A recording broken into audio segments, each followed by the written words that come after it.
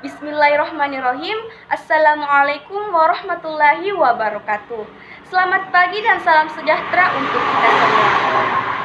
Untuk presentasi kali ini, kelompok 4 dari mata kuliah Linguistik kelas PBSIC Angkatan 2020 akan memaparkan materi mengenai tataran linguistik fonologi. Sebelum itu, perkenalkan, nama saya Putri Sari R selaku pemandu materi pada presentasi kali ini. Adapun pemateri kita pada presentasi kali ini terdiri dari Saudara Muhammad Fajar Kodri Askar, Saudari Putri Regina, Saudari Husnul Hatimah, Saudari Ervina Anugrah, Saudari Francisca Sumule Pailan, dan Saudara Muhammad Muhaimin Nasrawi. Berdasarkan materi yang kita angkat dalam presentasi kali ini, pasti kita ingin tahu mengenai apa sih itu tataran linguistik fonologi dan bagaimana uraian materi yang ada dalam materi tersebut. Nah, untuk itu, mari kita kupas secara detail materi tersebut bersama para pemateri kita untuk kali ini. Fonologi adalah suatu pengantar linguistik, suatu bidang linguistik yang mempelajari, menganalisis, dan membicarakan tentang bidang-bidang bahasa. Secara etimologi, fonologi berasal dari dua kata, yaitu fono yang artinya bunyi dan logi yang artinya juga bunyi. Ada dua macam fonologi, yaitu fonologi fonetik dan fonologi fonemik. Apa itu fonetik? Fonetik adalah bidang linguistik yang mempelajari bunyi bahasa tanpa memperhatikan fungsi tersebut. Dia dapat membedakan antara makna atau tidak.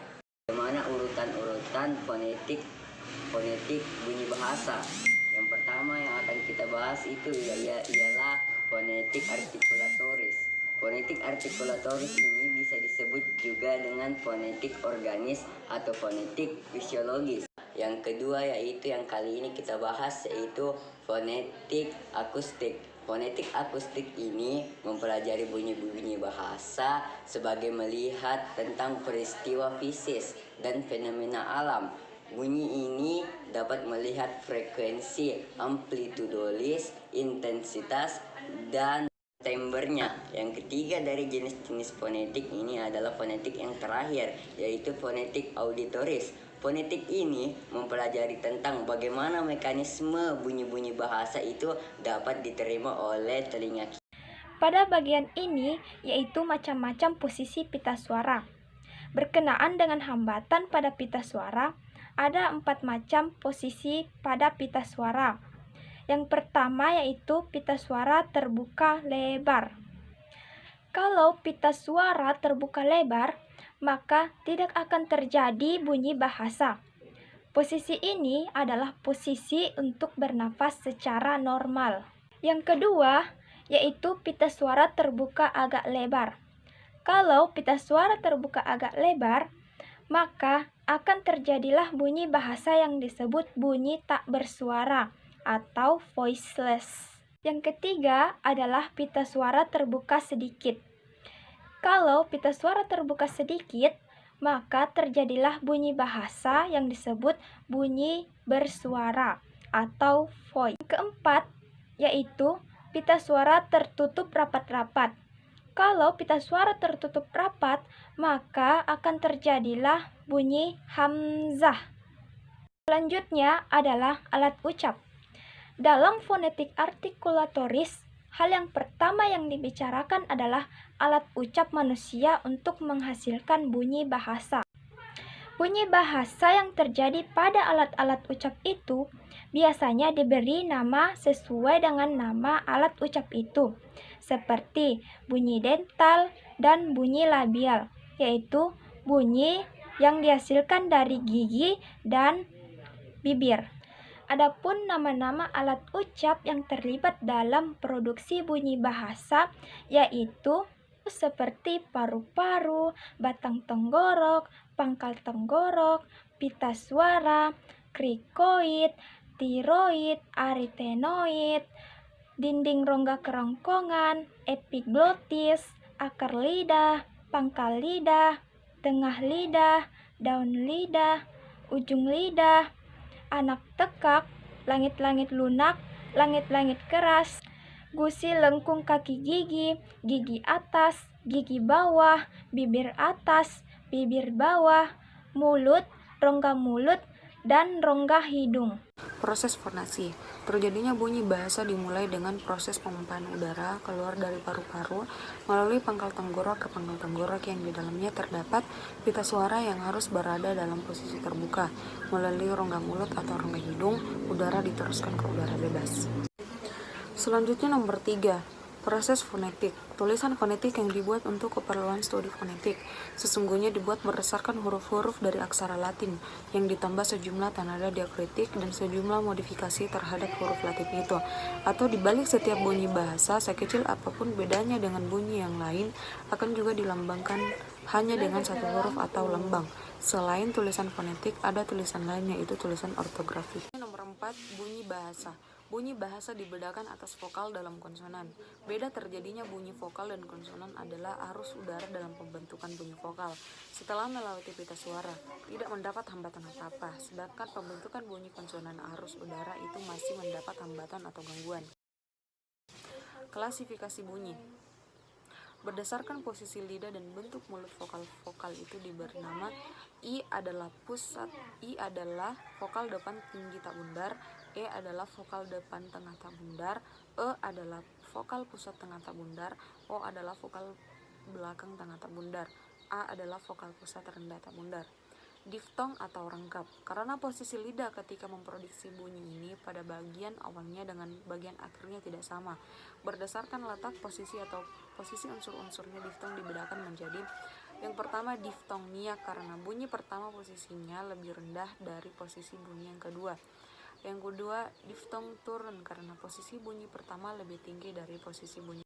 Klasifikasi konsonan, di mana terbagi menjadi 3 bagian, yaitu yang pertama adalah berdasarkan pita suara. Bunyi bersuara apabila pita suara hanya terbuka sedikit sehingga terjadi getaran pada pita suara.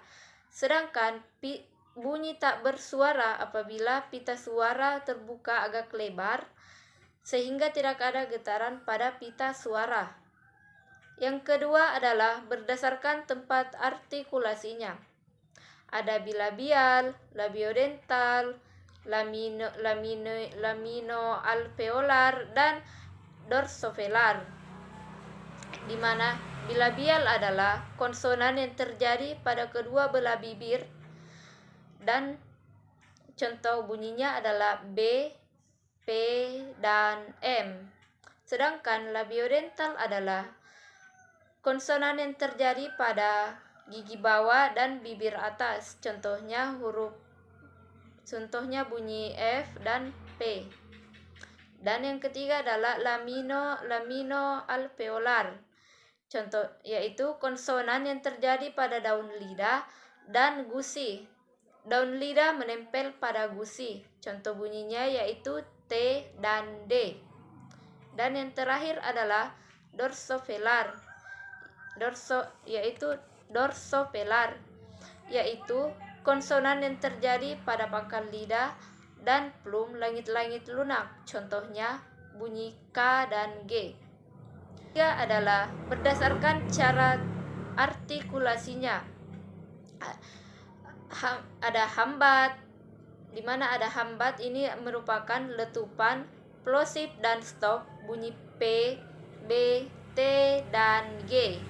Yang kedua adalah geseran atau frikatif, bunyinya yaitu F, S, dan Z. Yang ke bagian selanjutnya adalah paduan atau frikatif, di mana contoh bunyinya adalah C dan J. Selanjutnya adalah sengauan atau nasal, bunyinya M dan N. Lalu ada juga getaran atau trill, bunyinya yaitu R. Dan ada sampingan atau lateral, bunyinya yaitu L. Dan yang terakhir adalah hampiran atau aproksiman, bunyinya adalah W dan Y. Selanjutnya adalah Unsur suprasegmental. Dalam suatu runtutan bunyi yang sambung bersambung terus-menerus, diselang-seling dengan jeda singkat maupun agak singkat, disertai dengan keras lembut bunyi, tinggi rendah suatu bunyi, panjang pendek suatu bunyi, ada bunyi yang dapat disegmentasikan yang disebut dengan bunyi segmental. 1. Tekanan atau stres, menyangkut masalah keras lunak bunyi. Yang kedua adalah nada atau pitch, berkenan dengan tinggi rendahnya bunyi. Dan yang ketiga adalah jeda atau persendian, di mana berkenan dengan hentian bunyi dalam arus ujar. Yang pertama adalah jeda dalam kata, diberi tanda garis miring 1. Yang kedua adalah jeda antar frase, diberi tanda garis miring 2. Dan yang selanjutnya adalah jeda dalam kalimat, diberi tanda pagar. Selanjutnya adalah silabel. Silabel atau suku kata adalah satuan ritmis terkecil dalam proses arus ujaran atau runtutan bunyi ujaran. Satu silabel meliputi satu vokal dan satu konsonan yang lebih. Fonemik. Fonemik adalah bunyi yang dapat atau berfungsi membedakan kata, makna, objek penelitian fonemik dan klasifikasi fonem. Untuk mengetahui apakah sebuah bunyi fonem atau bukan, kita harus mencari sebuah satuan bahasa, biasanya sebuah kata yang mengandung bunyi tersebut, lalu membandingkan dengan satuan bahasa itu berbeda maknanya. Berarti bunyi tersebut adalah fonem. Alofon. Alofon adalah dua bunyi dari sebuah fonem yang sama. Distribusi alofon bersifat komplementer atau bersifat tetap dan bersifat bebas yang digunakan tanpa persyaratan. Jadi alofon bersifat abstrak. Klarifikasi fonem. Klarifikasi fonem terhadap fonem yang sama dengan kriteria yang dipakai untuk klarifikasi bunyi fon. Dan penamaan fonem juga sama dengan penamaan bunyi. Kasana fonem. Kasana fonem adalah banyaknya fonem yang terdapat dalam satu bahasa. Jumlah fonem bahasa Indonesia adalah ada 24, yang terdiri dari 6 buah fonem vokal dan 18 buah fonem konsonan. Perubahan fonem. Perubahan fonem terjadi pada fonem bersifat fonetis. Kasus perubahan fonem adalah 1. Disimilasi, menyebabkan dua buah fonem yang sama menjadi berbeda. 2. Onload, perubahan vokal sedemikian rupa sehingga vokal bisa menjadi lebih tinggi. Fonem dan grafem. Grafem E dipakai untuk melambangkan dua fonem yang berbeda, yaitu fonem E dan fonem E. Yang berikutnya itu grafem P. Selain juga dipakai untuk melambangkan fonem. Fonem P juga dipakai untuk melambangkan fonem B. Untuk alofon P, grafem V digunakan untuk melambangkan fonem F pada beberapa kata tertentu.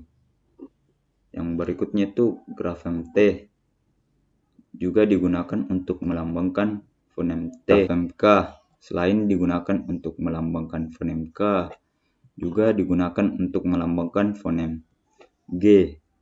Untuk alofon K yang biasa berbeda pada posisi akhir. Selanjutnya itu lagi ada grafem N. Selain digunakan untuk melambangkan fonem N, digunakan juga untuk melambangkan posisi N pada posisi di muka konsonan J dan C.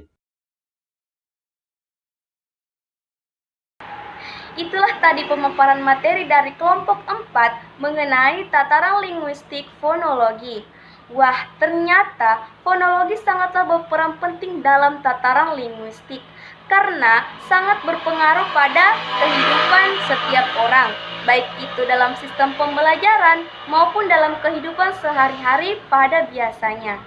Demikianlah presentase dari kelompok 4. Sekian dan terima kasih. Dan sampai jumpa di presentase selanjutnya. Wassalamualaikum warahmatullahi wabarakatuh.